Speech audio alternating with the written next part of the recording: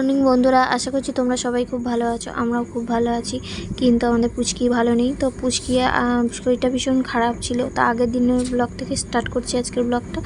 তো আগের দিন মানে বিকেলবেলা পুচকির শরীরটা একটু খারাপ ছিল। যাই হোক, স্কুল থেকে ও তাড়াতাড়ি বাড়িতে ফিরে এসেছিল। তো চলো দেখতে থাকো ব্লগটা। Welcome back to my channel. তো দেখো এখন বাজে ঘড়িতে ঠিক 8টা, আর এখন থেকে আমি আমার ব্লগটা স্টার্ট করছি। এই দেখো আমাদের পুচকু উঠে গেছে, উঠে এখন দাঁড়িয়ে আছে। তো শরীরটা ওদের দুজনেরই ভালো না কালকে থেকে।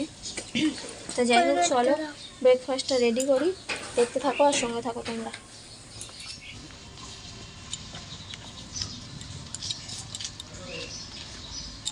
দাও ব্রাশটা দাও।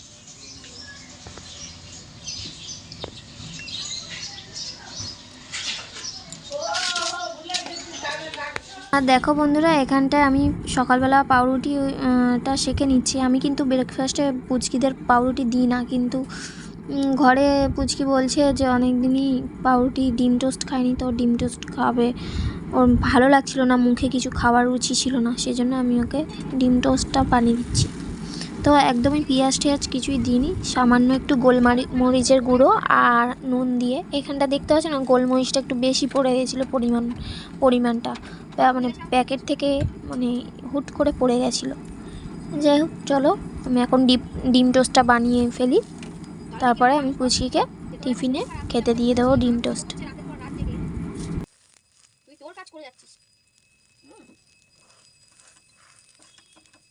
দেখো বন্ধুরা, এখন ডিম টোস্টটা পুচকিকে খেতে দিয়ে দিই। চলো, আর ওদিকে ছোটো পুচকিকেও আমি টিফিনটা খাইয়ে নেব। আর দেখো সকালবেলা পুচকিকে আমি খাওয়াতে বসে গেছি টিফিন। আর এরপর মানে পুচকির না দুদিন ধরে শরীরটা একটু হালকা খারাপ ছিল। আর তারপর দেখো আমি অটো ধরে চলে যাচ্ছি পুচকিকে একটু দুজনেরই একটু পেটের প্রবলেম হচ্ছে, ওই জন্য ডাক্তার দেখাতে যাচ্ছি দুজনকে অটো করে। তো চলো আমি ডাক্তার দেখাতে যাই, আর তারপরে আবার ফিরে আসছি আমি। আমার ডাক্তার দেখানো হয়ে গেছে। আর দেখো আসার পথে এই মাঠের দিক থেকে আসছিলাম, আর পুচকি দেখতে পেয়েছে হচ্ছে কি দোলনা। আর দেখো দোলনা দেখতে পেয়ে একদম চড়তে শুরু করে দিয়েছে। আর অনেক দিন আমাদের ছোটো পুচকিও কোনো দিন এরকম দোলনা চড়েনি পার্কে। তো আমি একটু ভাবলাম যে ওকে তাহলে চলো একটু চড়িয়ে নিই, তো বলে আমিও চলে আসলাম। তো বেশ ভালো লাগছিল, পুচকিও আনন্দ পাচ্ছিল দেখতে। তো চলো বন্ধুরা দেখতে থাকো। আর নতুন বন্ধুরা যারা আমার চ্যানেলে আসছো, তারা অবশ্যই আমার চ্যানেলটিকে সাবস্ক্রাইব করে পাশে থাকা বেল আইকনটি প্রেস করে দিও। খাচ্ছিস দোল দোল? এই দেখ, এদিকে তাকা ভিডিওর দিকে।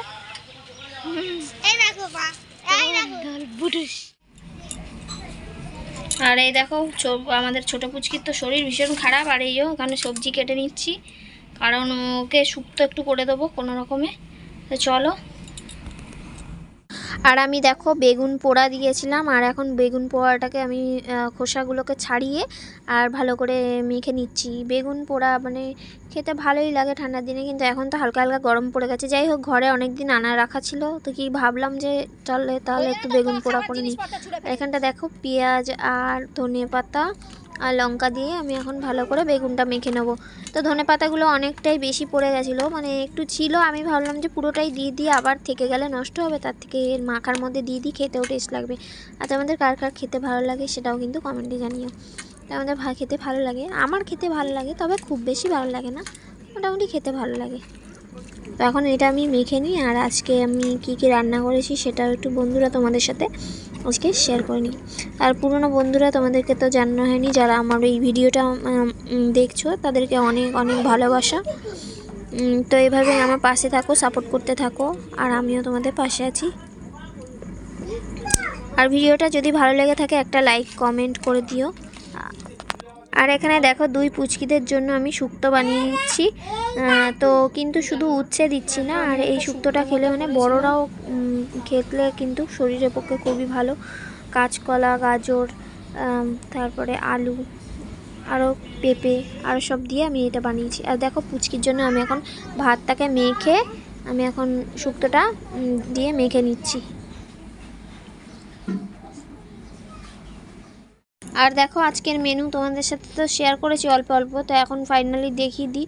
এই যে বেগুন মাখা করেছি, আর করেছিলাম হচ্ছে কি কলমি শাক ভাজা, আর করেছি পুচকিদের জন্য শুক্তো, আর মুসুর ডাল বানিয়েছি, আজকের মেনু এটাই।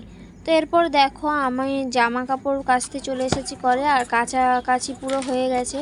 আর আগের দিনের না জামা কাপড় অনেকগুলো মানে জড়ো হয়ে গিয়েছিলো, কারণ ওই পুচকি প্রচণ্ড পরিমাণে বমি করেছিল, আর সব নাইটিতে আমার বমি করে করে ভাসিয়ে দিয়েছিল। ওরও জামা কাপড়ে, এমনিও জামা কাপড় তো চেঞ্জ করেই থাকি, আর তার মধ্যে বমি করেছে। আর ওই মানে নোংরা হয়ে গেছে, বুঝতেই পারছো বাচ্চাদের জামা কাপড়। আমার কোনো নাইটি ছিল না পরার, 4-5টা নাইটি পুরো ভাসিয়ে দিয়েছিল। তো সেইগুলো এখন কাচাকুচি করে আমি এখন মেলে দিচ্ছি।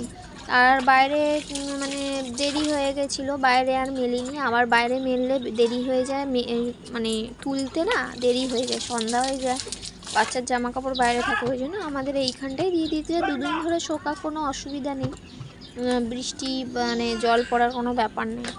আর দেখো বন্ধুরা, তারপর হচ্ছে কি আমার জামা কাপড়গুলো মেলা হয়ে গেছে। আর এরপর দেখো সন্ধ্যাবেলা আমি চলে এসেছি দোকানে, মুদিখানার দোকানে। তো পুচকি কি খাবে বুঝতে পারছিল না, আর আমিও কি খাবো সে বুঝতে পারছিলাম না। তো চলে এসেছি দোকানে বুঝতে না পারার মাঝামাঝিতে।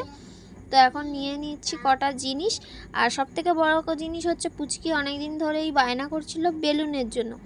তো ওকে বেলুন কিনে দেওয়া হয়নি। যখনই আমি রাস্তায় বেরাই ওই যে কাঠি বেলুনগুলো চায়, আর তখন আসলে অটো করে আসি, আর তখন না বেলুনটা মানে ফেটে যায়। আর যেখানে ওই কাঠি বেলুন দেখি সেটা হচ্ছে কি মানে ওই মায়ের বাড়ি থেকে আসার সময় ওই যাদবপুরে দেখতে পাই, তো সেখান থেকে আর বয়ে নিয়ে আসা হয় না। যাই হোক, এখানটায় আমি এখন মুড়ি নিয়ে নিচ্ছি, পুচির জন্য একটা বেলুনের প্যাকেট নিয়ে নিচ্ছি, আর বিস্কুটের প্যাকেট, অনেকগুলো কিছু জিনিস নিয়ে নিচ্ছি। তো দেখো এরপর আমি বাড়িতে চলে আসলাম। আর বাড়িতে আসার পর দেখো মুড়ি মেখে নিয়েছি। তো মুড়ি মাখার মধ্যে অনেক কিছু দিয়ে মুড়ি মেখেছি যাতে টেস্টটা আসে।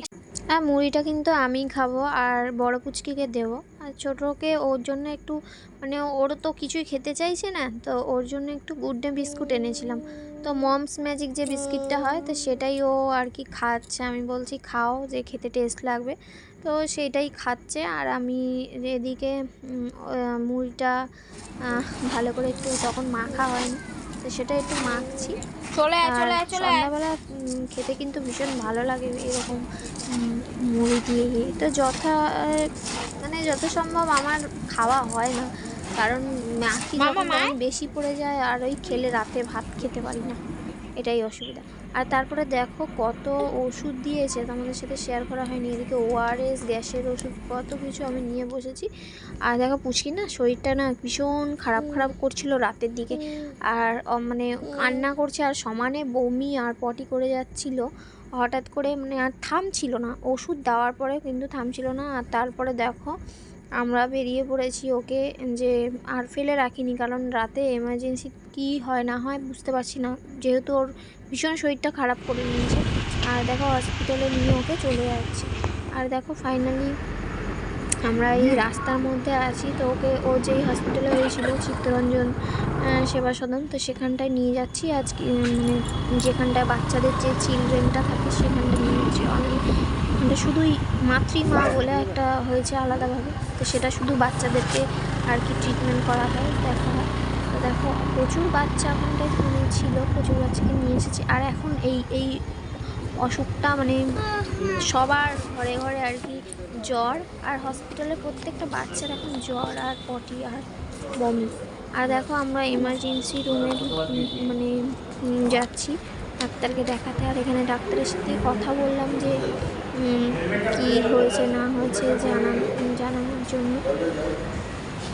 না এখনও ঢুকিনি, তোমাদের সাথে একটু শেয়ার করছি, কারণ পরের ভয়েস দিচ্ছি একটু এদিক ওদিক হয়ে যাচ্ছে। এই যে রুমে, এমার্জেন্সি রুম এটা, আর এই রুমের মধ্যে এখন সবাই গেছি। আর দেখো ওখানটা নার্স বসে আছেন, আর এখানটায় ডক্টর বসেছিলেন। তো ওনার সাথে কথাবার্তা হচ্ছে, হওয়ার পর বললো যে এটা একটা ভাইরাল চলছে আর কি, সবারই হচ্ছে, তার মধ্যে আমাদের বড় পুচকিরও হয়েছিল, কিন্তু বড় পুচকি এখন সুস্থ হয়ে গেছে। যাই হোক, এখানটায় ওষুধ লিখে দিল, আর একটা ইঞ্জেকশন দিল পুচকিকে। আর দেখো ইঞ্জেকশন দিয়ে আমরা বাইরে বসেছিলাম। পুচকি তো ভীষণ কান্না করেছে, আর তারপরে বলেছিল যে ওআরএসের জল খাইয়ে ওকে আধ ঘন্টা মানে 30 মিনিট বসে থাকতে, যদি ও বমি করে তাহলে জানাতে, আর যদি না করে তাহলে মানে ইটস ওকে। যাই হোক, তো যাতে দেখো কত বাচ্চারা আসছে আর যাচ্ছে। তো বন্ধুরা চলো আজকের ব্লগটা এই পর্যন্তই থাকলো। সবাই ভালো থেকো, সুস্থ থাকো। দেখা হচ্ছে নেক্সট আর একটি নতুন ব্লগের সাথে।